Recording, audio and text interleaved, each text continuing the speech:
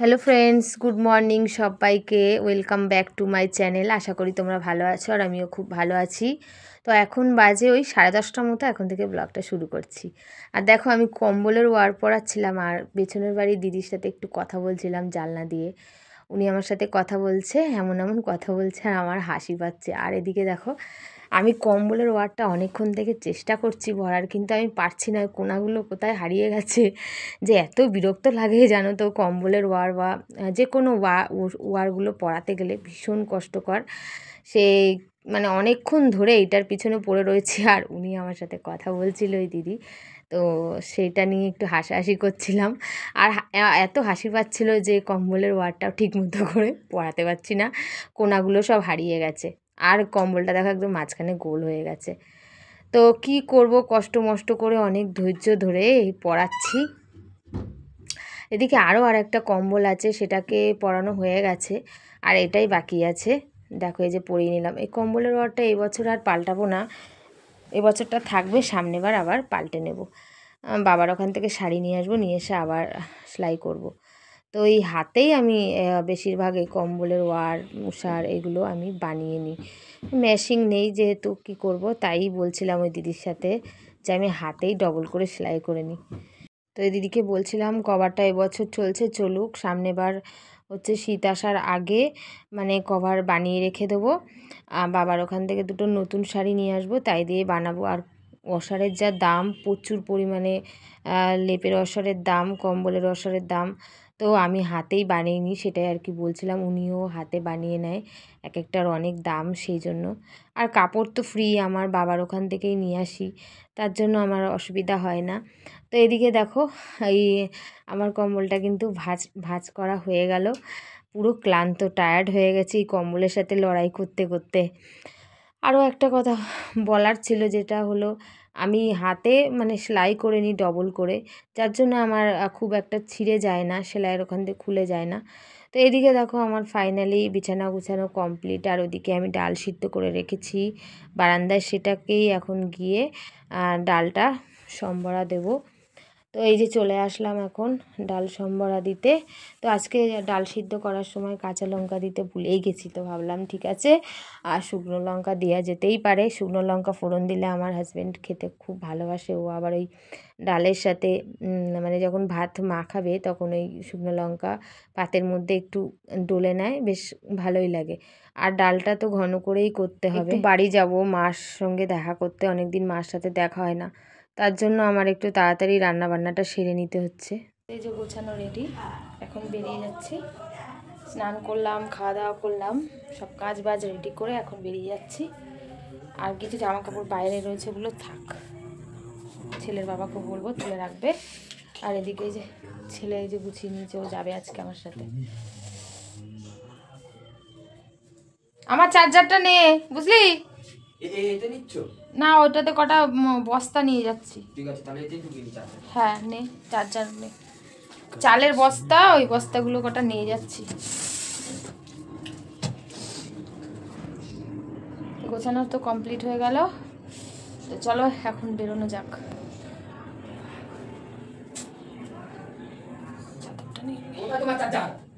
এই তো এখানে আছে, এই ব্যাগের মধ্যে দেখ। দেখো এই যে রাস্তা খুঁড়ে রেখেছে কেন বলো তো, এখান থেকে সব জলের পাইপ গেছে। কত সুন্দর রাস্তাটাকে খুঁড়ে খুঁড়ে কি করেছে দেখো। হেডফোন পেয়েছিস?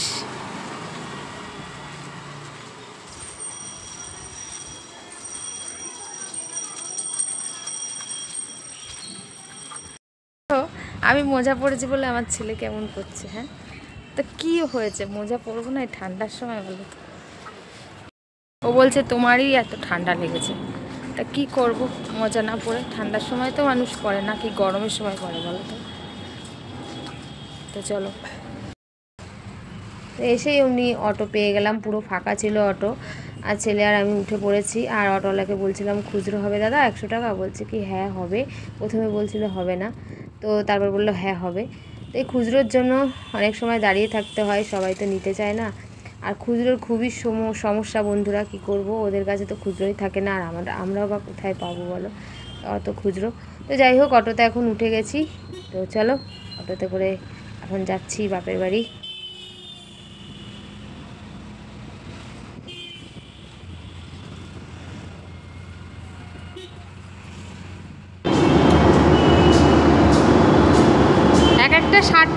50 টাকা কদবেল, তাহলে বুঝতে পারছিস কত দাম। তো কদবেল খেতে চেয়েছিল, কদবেল আর দিলাম না, দিলাম কিনে হচ্ছে কুল। কদবেলের অনেক দাম চাইছে, প্রচুর দাম, 50 টাকা 60 টাকা পিস।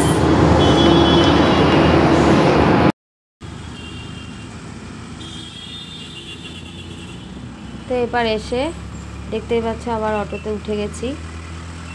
অটোটা প্রায় ফাঁকাই ছিল, আর অটোটা চালাচ্ছে দেখেছো, খুব রানিংয়ে চলছে কিন্তু অটোটা। আর কিছুক্ষণের মধ্যে বাড়ি পৌঁছে যাব। অটো থেকে নেমে একটু হাঁটা পথ, তারপর বাড়ি।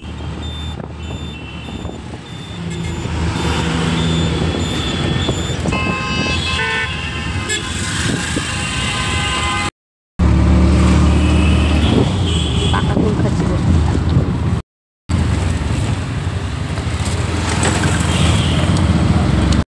তো এই যে অটো দিয়ে নামলাম, আর এখন এই খাটালের রাস্তা দিয়ে যাচ্ছি। বাবু আবার গেছিলো দোকানে, দোকান থেকে এই যে কি নিয়ে আসলো বলো তো বাবু, এগুলোকে কি বলে? চিট বাদাম, বাদামের খাজা। একটু খুলে দে। কুলটা খেয়েছি না, এত টক, গাল পুরো একদম টকে গেছে কুল খেয়ে।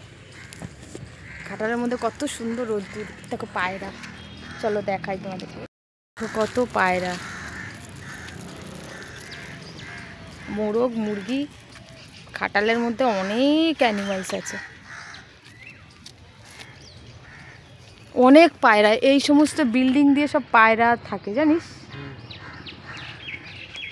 এগুলো কি রে বড় বড়, এগুলোকে কি বলে? বাবা থাকলে দেখতে পায়রা ফায়রা ধরতো, তাই না? তা তো ধরতো। গরু।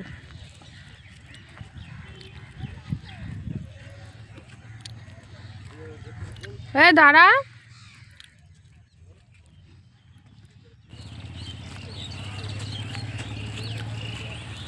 চলে এসছি প্রায়, আর একটুখানি আছে।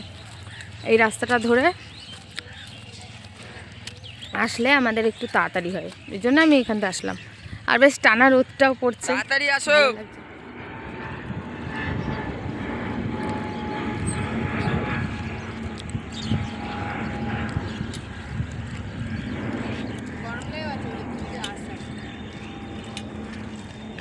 মা বসে রয়েছে, আর আমরা এখন একটু আগুন পোয়াচ্ছি। মা আগুন পোয়াচ্ছিল,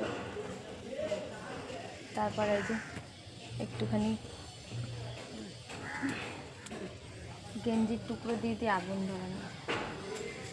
এই গায়ে আসবে কিন্তু, এর আগুন কিন্তু ভীষণ বাজে।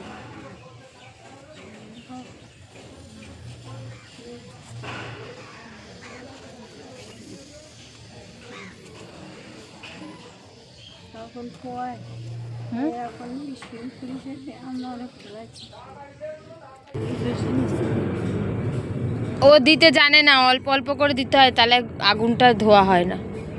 গাদা গাদা দিয়ে গেছে, তা ধরে আগুনের পাশে বসে আর উঠতে ইচ্ছা করছে না।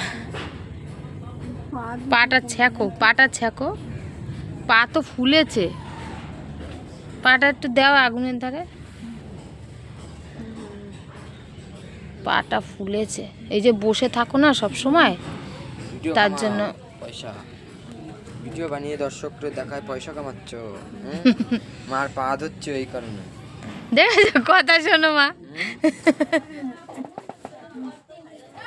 এ মুক্তা, যা সাগর দাদাকে নিয়ে যা। হ্যাঁ দেখি এদিকে আয়। হ্যাঁ ভালো লাগছে।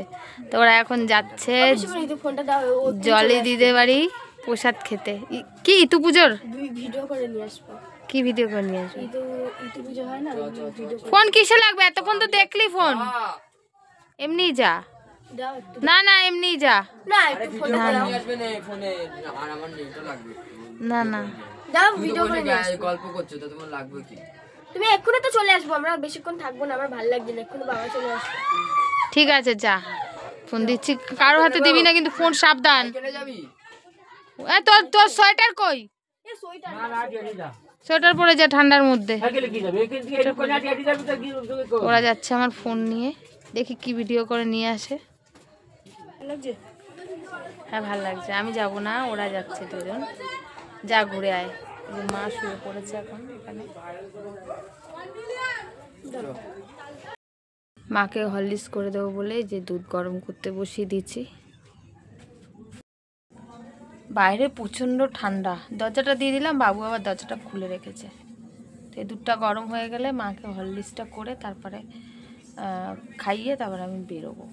এখন বাজে প্রায় 7:30 মতো বাজে, 8টার দিকে বেরোবো।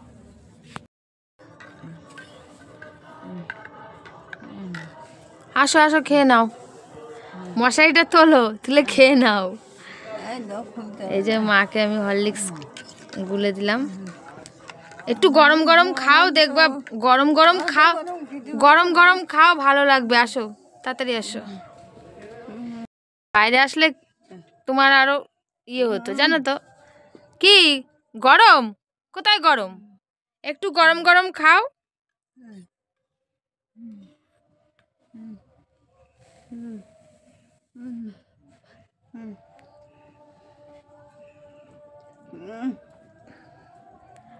মিষ্টি চিনি দিইনি কিন্তু। হ্যাঁ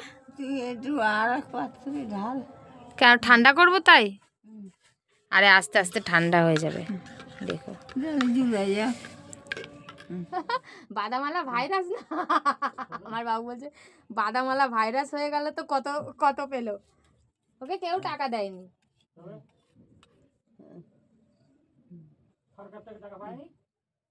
পেয়েছে সেরকম না মনে হয়, ঘরটা একটু ঠিক করে দিয়েছে।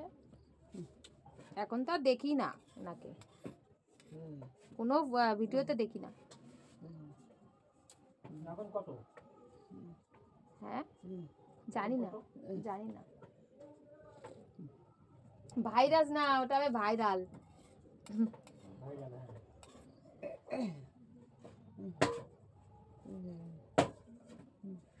ওদিকে বাবু আটা মাখছে রুটি করবে বলে, তো আওয়াজ শুনতেই পাচ্ছ, বাবা ওদিকে আটা মাখছে।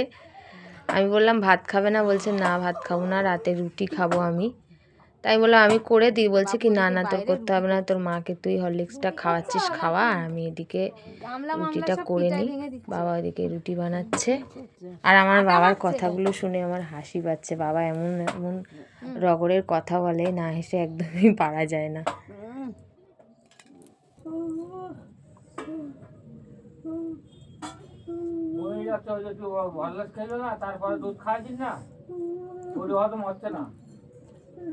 আচ্ছা রুটি আর বাঁধাকপি,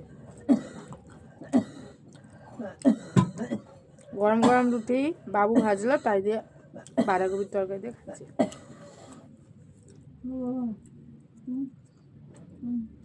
খেয়ে পর কেউ শোয়, একটু তো বসবা।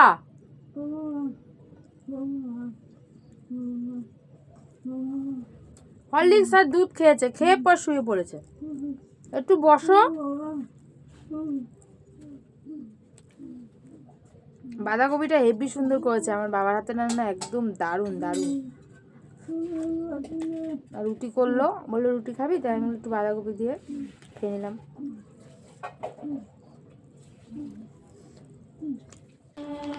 তো এই যে বাড়ি চলে আসলাম, আর দেখো কি অন্ধকার রাস্তায়।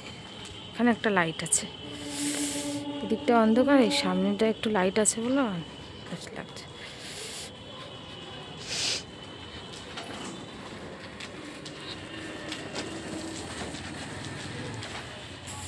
বাবা কি ঠান্ডা। রকি মনে হয় ওখানে শুয়ে আছে। এই যে ঢুকে গেছি বাড়ির রাস্তায়। রাস্তাটা কত সুন্দর ছিল, আর এখন পুরো একদম বালি বালি হয়ে গেছে।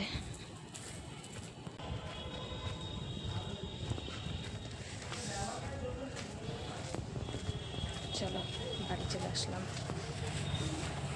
ঢুকলাম, এখন ড্রেসটাকে চেঞ্জ করব। উফ বাইরে প্রচণ্ড প্রচণ্ড ঠান্ডা বাবা। অটোতে বসেছিলাম, বাবা ফোন করেছিল, বললো তুই বাড়ি গেছিস, তাই বললাম না আমি এখন অটোতে বসে আছি। বাবা ভীষণ ভীষণ ঠান্ডা, বাইরে বেরোনো যাচ্ছে না। তার জন্য আজকে আর বেশি রাত করলাম না, তাড়াতাড়ি বেরিয়ে পড়লাম।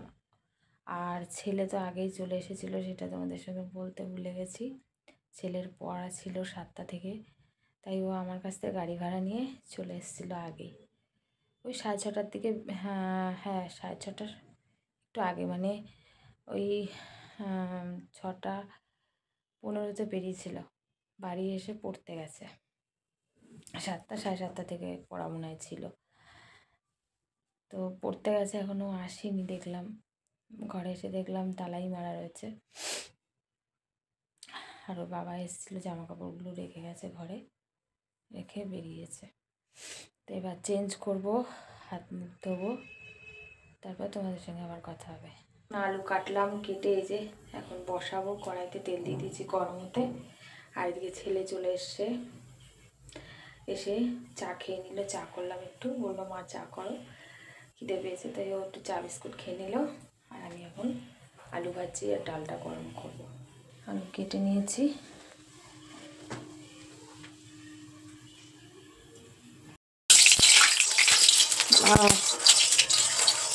কেটে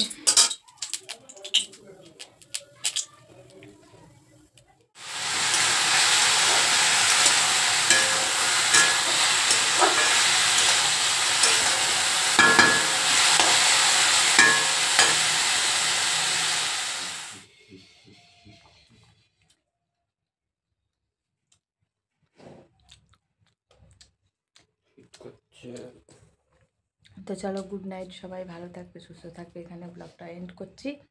আবার দেখা হবে নেক্সট ব্লগে নতুন একটা ভিডিওর সঙ্গে। আজকের মতো টাটা।